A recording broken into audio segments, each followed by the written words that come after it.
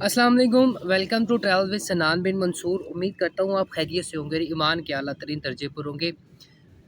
जैसा कि आप जानते हैं, हम इमिग्रेशन से मुतल्लिक आपको अपडेट्स देते रहते हैं।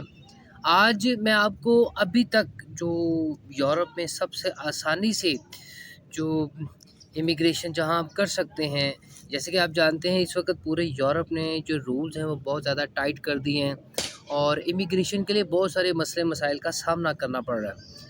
लिहाजा अभी भी एक यूरोप की ऐसी कंट्री है जो आपको ना सिर्फ वीज़ा देगी बल्कि 100% वीज़ा भी देगी और आपको यहाँ पर पासपोर्ट मिलने के और सिटीज़नशिप मिलने के चांसेस बाकी यूरोपियन कंट्री से ज़्यादा हैं। लेकिन यहाँ के कुछ ड्रॉबैक्स हैं। मैं ये समझता हूँ कि वो इतने मुश्किल नहीं हैं। अगर आप फाइनेंशियली थोड़े से भी स्ट्रॉन्ग हैं तो आप इस चीज़ को बड़े आसानी से कवर कर सकते हैं। और अगर आपके पास एक थोड़ी सी भी एजुकेशन है या एक स्किल है तो आप इस कंट्री में इजीली माइग्रेट कर सकते हैं और यहाँ पर आप जो है ना बहुत ज़्यादा अपना फ्यूचर सिक्योर कर सकते हैं। और इस कंट्री के पासपोर्ट की इतनी ज़्यादा वर्थ है कि आप इस कंट्री के पासपोर्ट पर पूरी दुनिया में विज़िट कर सकते हैं, पूरी दुनिया। और इसमें ज़्यादातर कंट्रीज इंक्लूडिंग शेंजन ऐसी कंट्रीज़ हैं जो वीज़ा आपको लेना ही नहीं पड़ेगा। आपको जस्ट अपना पासपोर्ट दिखाना है, आपको अपना पासपोर्ट दिखाना है और उसके बाद आपको यहाँ पर क्या मिल जाएगी, आपको एंट्री मिल जाएगी। तो वो कंट्री कौन सी है मैं आपको बता देता हूँ। वो कंट्री बताने से पहले मेरी आपसे रिक्वेस्ट ये है कि आप जो है ना वीडियो पूरी देखें ताकि आप तक सारी इन्फॉर्मेशन पहुँचे, क्योंकि बाद में बड़े क्वेश्चंस आते हैं कि सर ये कैसे है, ये कैसे है, ये कैसे है, क्या करना है। तो कन्फ्यूजन हो जाती है, नहीं रिप्लाई कर पाता व्हाट्सएप पे। लिहाजा आप पूरी वीडियो को देखें। हाँ जी, वो कंट्री कौन सी है जो अभी तक यूरोप में आपको इमिग्रेशन भी अलाउ कर रही है, वीज़ा भी दे रही है। वो कंट्री है यूरोप की पुर्तगाल कंट्री है जो आपको इस वक्त आप जो है ना वो वीज़ा दे रही है और बड़ी ज़बरदस्त तरीके से वीज़ा दे रही है। बस बात ये है कि पहले अपॉइंटमेंट के कुछ इश्यूज़ थे, लेकिन अब अपॉइंटमेंट दोबारा से ओपन हो गई है। लिहाजा आप पुर्तगाल का वीज़ा ले सकते हैं। मैं यहाँ पर पहले कुछ आपको उसके बेनिफिट्स की बात करता हूँ, फिर उसके बाद जाके मैं आपको कुछ उसके ड्रॉबैक्स बताता हूँ जो कि इतने ज़्यादा नहीं हैं कि मैं आपको कहूँ कि यार आप ना वहाँ पर जाएँ।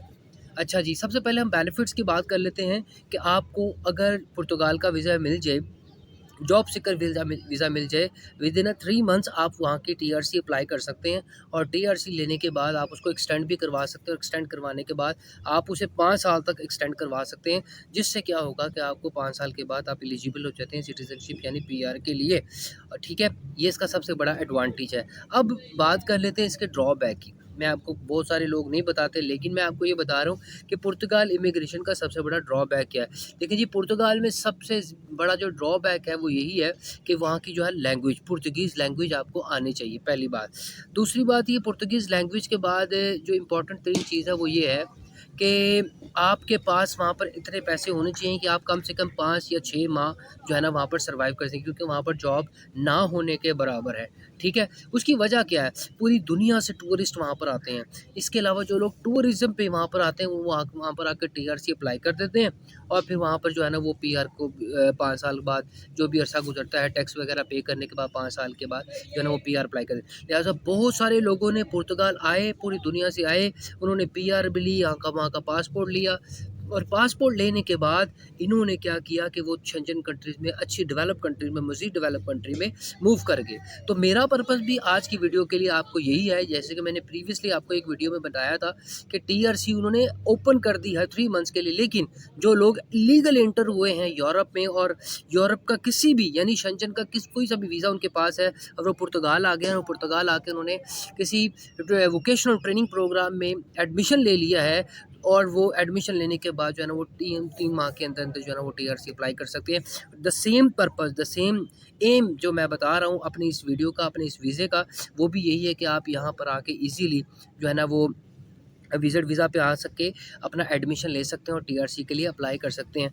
डॉक्यूमेंट्स कौन कौन से रिक्वायर हैं, डॉक्यूमेंट्स भी वो मैं आपको बता दूंगा, लेकिन मैं वो पहले ड्रॉबैक आपको बता रहा था, वो पीछे रह गए थे, बताता चलूँ। तो आपके पास कम से कम 5 से 6 माह का एक्सपेंस आपके पास होना चाहिए, जिसमें रेंट है और इसमें घर आपके जो है ना खाने पीने के लिए चीज़ें हैं। ये चीज़ें आपके पास कम से कम 5 से 6 माह के लिए होनी चाहिए, क्योंकि ये मेरा ज़ाती तजुर्बा है। मैं आपको कुछ ऐसी वैसी बात सर्च करके नहीं बता रहा, क्योंकि मेरे जो लोग वहाँ पर मौजूद हैं पुर्तगाल में, उनसे मुसलसल मेरी बात होती है, वही मुझे ये बताते हैं कि यहाँ पर ये मेन इशू है।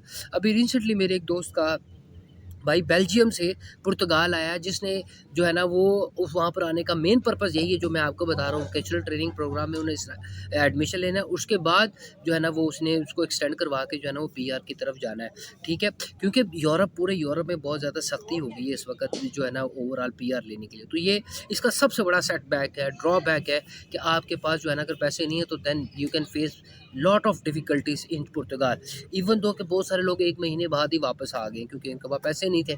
कम से कम 700 से 800 यूरो आपके पास 1 महीने का खर्चा होना चाहिए, मेरी नॉर्मल सी बात बताइए, जिसके अंदर आपका रेंट भी शामिल है, इंटरनेट बिलिंग और आपका खाना-पीना भी शामिल है। अगर ये नहीं है तो आपके लिए प्रॉब्लम होगा, तो आप ना जाएँ पुर्तगाल, यही मैं आपको मशवरा दूँगा। आप पुर्तगाल जाएँ, आपके पास अगर इतना एक्सपेंस है 5 से 6 महीने का, वहाँ पे जाके आप टीआरसी अप्लाई कर दें, वोकेशनल में एडमिशन ले लें, देन आप उसको एक्सटेंड करवा लें। एक्सटेंड करवाने के बाद आपको जो है ना वो 6 माह की 6 साल की एक्सटेंड के बाद आप पीआर के लिए एलिजिबल हो जाते हैं। तो ये इसके ड्रॉबैक्स थे और ये इसके बेनिफिट्स थे। Now let's talk about the documents, which documents you are require. अच्छा जी, डॉक्यूमेंट्स बड़े सिंपल है। सबसे पहले आपके पास एक पासपोर्ट होना चाहिए, वैलिड फ़ोटो होना चाहिए वाइट बैकग्राउंड के साथ। फिर उसके बाद आपके पास क्या होना चाहिए, एक बैंक स्टेटमेंट होना चाहिए, मेंटेनेंस लेटर होना चाहिए बैंक की तरफ से, एक जॉब लेटर होना चाहिए कि आप पाकिस्तान से में कहाँ जॉब कर रहे हैं, ठीक है। और फाइनेंशियल प्रूफ होना चाहिए कि आप जो है ना आपके पास ये फाइनेंशियल प्रूफ है। अकोमोडेशन आपके पास एक रिजर्वेशन होनी चाहिए, अगर नहीं है तो किसी रिश्तेदार का आप दिखा रहे हैं तो रिश्तेदार का जो है ना वो आपने एड्रेस पूरा बताना है कि आप वहाँ पर जाके रहेंगे। फिर उसके बाद जॉब लेटर हो गया, बैंक स्टेटमेंट हो गई, बैंक का लेटर हो गया और जॉब का लेटर भी हो गया, और फाइनेंशियल प्रूफ भी हो गए। फिर आपके पास एक रिटर्न टिकट होना चाहिए कि इस डेट को आपने जाना है और इस डेट को वापस आना है, और अपना पूरा ट्रिप प्लान बताना है। उसके बाद आपके पास 30,000 यूरो की आपके पास क्या होनी चाहिए, एक बैंक सॉरी हेल्थ इंश्योरेंस होनी चाहिए। अच्छा, बहुत सारे लोग 30,000 यूरो को सुन के यार 30,000 तो बहुत ज़्यादा है, और बेसिकली उनकी रिक्वायरमेंट होती है ये बैंक, ये जो हेल्थ इंश्योरेंस जो 30,000 को कवर करती है एक्सपेंस को, ये सिर्फ और सिर्फ 3 से 4,000 पीकेआर में बन जाती है, सिर्फ 3 से 4,000 पीकेआर में बन जाती है।